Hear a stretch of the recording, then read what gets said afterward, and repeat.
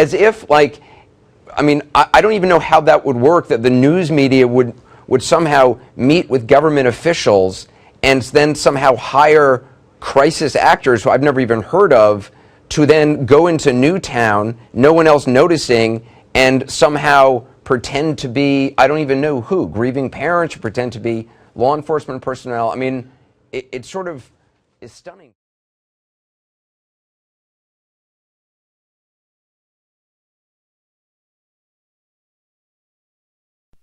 It was a press conference without the press and with softball questions lobbed in. Are you happy with FEMA's response so far? I'm very happy with FEMA's response so far. Sure looks real, but those people asking the questions at a FEMA media briefing Tuesday weren't reporters. They were FEMA employees. Can you address a little bit what it means to have the president issue an emergency declaration as opposed to a major disaster declaration? FEMA had given just 15 minutes notice before holding the briefing to answer a barrage of questions about the agency's efforts in the California fires. Since reporters didn't have time to get to the event, most dialed into a teleconference on listen-only lines and listened in as the agency's own employees took their place. The Society for Professional Journalists called it an abuse of the public trust, adding, what would the government have to say if reporters began impersonating federal employees? FEMA's parent agency isn't happy either, calling it a stunt that won't be tolerated. And Brownie, you're doing a heck of a job. It's yet another PR debacle for an agency still getting over the sting of the Hurricane Katrina response and left the White House both scolding it and explaining to real reporters just what happened. I don't think that there was any malintent. I think that they were trying to provide information to the public through the press because there were so many questions pouring in. It was just a bad way to handle it, and they know that. FEMA admits it was an error in judgment, and Perino agrees, saying she figures it won't happen again. She also got a chuckle out of the press corps here by saying it's a practice the White House would not employ. Saga Megani, The Associated Press, the White House.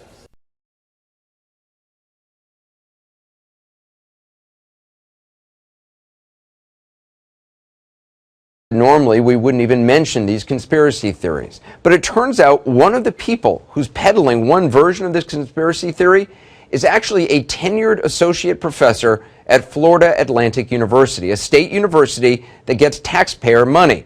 His name is James Tracy. This is a picture of him. This is what he looks like. James Tracy is his name. Now, he claims the shooting did not happen as reported and may not have happened at all. Here's what he wrote on his personal blog, and I quote, "One is left to inquire whether the Sandy Hook shooting ever took place, at least in the way law enforcement authorities and the nation's news media have described." Tracy makes the case, if you want to call it that news organizations and the government may have worked together to dupe you, the public, in order to gain support for gun control laws. He even is suggesting that the government may have hired trained crisis actors to aid in this ruse. That's right. Trained crisis actors. He's not convinced the parents whose children were killed are really who they say they are.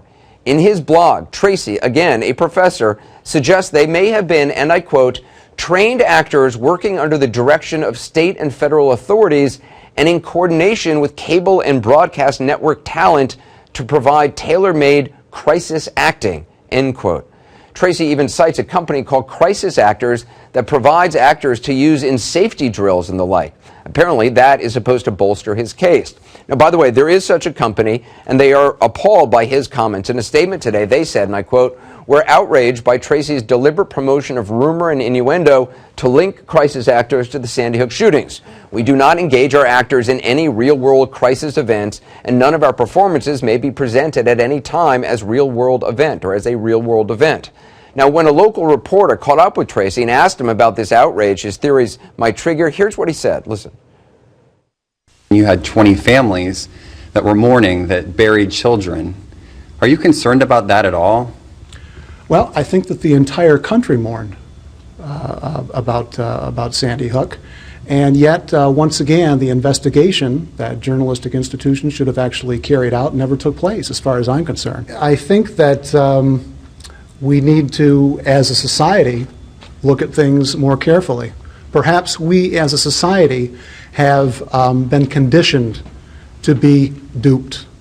Now, I don't even really know what that means, what he is saying, what the words coming out of his mouth mean. To suggest the reporters on the ground didn't work to find out what happened there on the ground is beyond crazy. Everybody asks questions, but that's what we do. Journalism isn't a perfect science, of course. America's Fox News has been showing streets ablaze, violent clashes and firebombs thrown at security officers, but with one major problem. The images are not from Russia, they're from Greece. Marina Portnaya has been watching. America has its fair share of protests and political dissent to be dealing with. Instead of keeping an eye on the ball, the country's mass media machine has turned to protests in Russia and dropped the ball on reporting the facts. Thousands of protesters have gathered in Moscow, lashing out against Prime Minister Vladimir Putin and his ruling United Russia Party. The only problem is that this video is not from Russia. Fox News Channel aired video of fires and chaos in Athens, convincing viewers that this mayhem is playing out in Moscow. The Fair and Balanced network paid no mind to the Greek lettering in the background. In case you're wondering, it says Greek National Bank.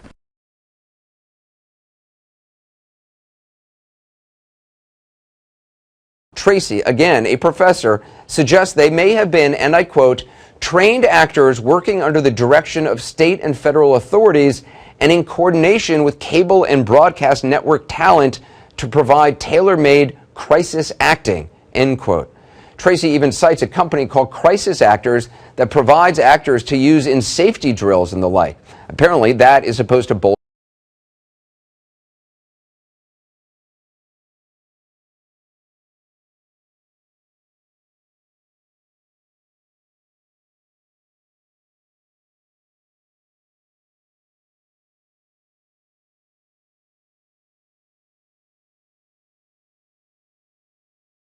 So we went to his house this afternoon, and he respectfully declined to come outside and meet with me or talk with me at all today.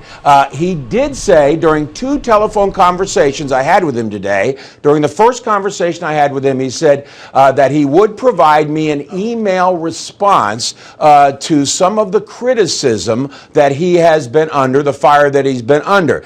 And he says in part in his email response that his observations have been reduced to headlines and sound bites, placing him in a severely negative light. He goes on to say he's confident he's put forth questions befitting any decent and reflective citizen, journalist, or scholar. And he concludes by saying, I apologize for any additional anguish and grief my remarks and how they have been taken out of context and misrepresented may have caused the families who've lost loved ones on December 14th. At the same time, I believe the most profound memorial we can give the children and educators who lost their lives on that day is to identify and interrogate the specific causes of their tragic and untimely demise. End quote. Anderson? So I know you also asked the president, by the way, what is he a professor of? Is it like media studies or something? Yes. Yeah. The air raid sirens are still going off around us. People are, strangely enough, used to it. This is the first one of these attacks that's taken place early in the morning, but they're... not showing you anything other than what we've got now. What did you see there? Is that a missile going out? No. We're not quite sure. We can't show you anything else than what we're seeing right now because of military regulations. We are not allowed to show you where the missiles might be going, what direction they might be flying in, where the airbursts might be taking place. There's obviously something going on. We heard another dull roar that shook things a little bit, and we're waiting to see what else is going on. Right now, that's about all we know, that something is happening. We're hearing pops and things shaking. But people are staying relatively calm around here. People evacuated in an orderly way to the shelters, but apparently there is something going on. The Patriot missiles, we're assuming they're Patriots, have gone outbound, and we've heard some explosions, and that's about it for right now. We'll get back to you when we know something else. Something is happening here, and we're scanning the skies for something else coming in, but right now we can't see much of anything, and frankly, this is what we can show you on television right now because military restrictions from both the Saudis and the U.S. CD, if you need to take cover, I notice that you've got your gas mask in your hands. If you need to put it on, please do so. If you need to take cover, please do so. If you are able to take a question, did you think that the possible threat would be over because it is now morning there? It's what, just after 6 o'clock in the morning? The whole thing is everyone assumed that the threat would be over because it was early morning, but the thing about Saddam Hussein is that he has never done the expected, and right now, the sound you hear behind me is the hotel. Richard Thicker. It's not the national. By afternoon. So people are looking up in the skies, scanning the skies to see what they can see. Do we see much of anything out there? Can we see much of anything? Okay. Well, apparently there was some word of outgoing. Again, we cannot be specific about the direction.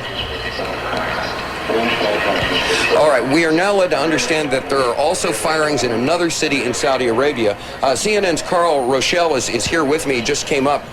Carl, I know we can't be very specific given these restrictions, but within those parameters, what did you see? Well, what I saw, I didn't see anything hit. I looked almost straight above us.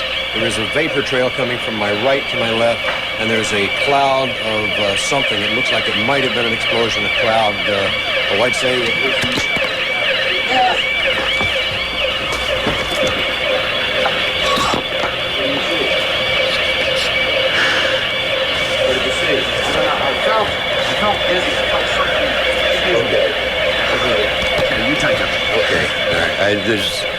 My apologies for that. He's putting on a gas mask.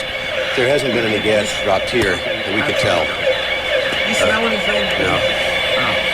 You may smell some of the fumes from a missile exhaust going off. The missiles use a rocket, a cordite, some sort of burning.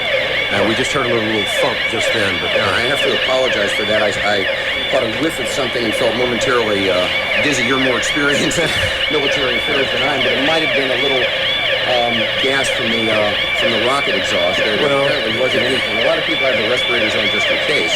And again, you run to get down here. You, in my case, jumped out of bed hearing the air raid warning go on. You run down 3 flights of stairs to get out of here. It's probably 100 yards. You hyperventilate a little bit, and you're nervous. One thing we have to point out, just so people won't think people are panicking. Most people are in their shelters. They've taken cover in their shelters, and in the time we've been in Saudi Arabia, I've not seen any evidence of panic in the streets or people running around. People are not exactly taking this as a matter of course, but there's been no wholesale panic or anything. People are taking orderly precautions to deal with the threat that's going on right now. Okay, again, everything seems to be quiet. What I saw when I walked down, when I came running down, someone had said there is a hit upstairs over our heads, right straight up above us. And I looked up, and you could see the vapor trail, the contrail that's made by an aircraft or a rocket at high altitude. And there was a round puff of smoke that indicated something happened at that point. A lot of smoke. It could be a hit from one of the Patriots taking down a Scud missile inbound, or taking down an aircraft for that matter. But right now, where we are, we have absolutely seen nothing happen. A little boom one time, a small boom, could have been the sound traveling from high on. That's not actually confirming that anything happened. We don't know that there is a hit or anything. We're just telling you what we think and what we see at this point. The air raid sirens are running. The air raid is going on.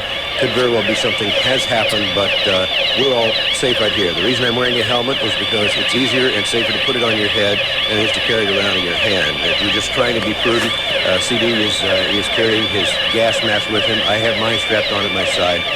You'll get some indication that there is gas, and one of the indications that there has been gas, there'll be an explosion pretty close to you. There has to be a way to deliver it.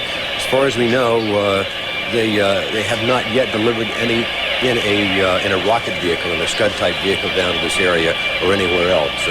could happen, but there should be plenty of warning on that. Yeah, Carl, and again, I have to apologize for the audience for yelling gas and putting the gas mask on, but what happened, as Carl explained, is sometimes when the propellant goes off, I believe that's what it would be, you get this whiff of something. I felt momentarily choked up and dizzy and thought, well, better safe than sorry. And it turned out that was not the case. But again, that could have just been the propellant from the outgoing missile. Gentlemen. Yes. Excuse me for breaking in. Charles Jaco, Carl Unless Rochelle. you frequent these types of conspiracy websites, you probably never see them. And again, we would never mention them.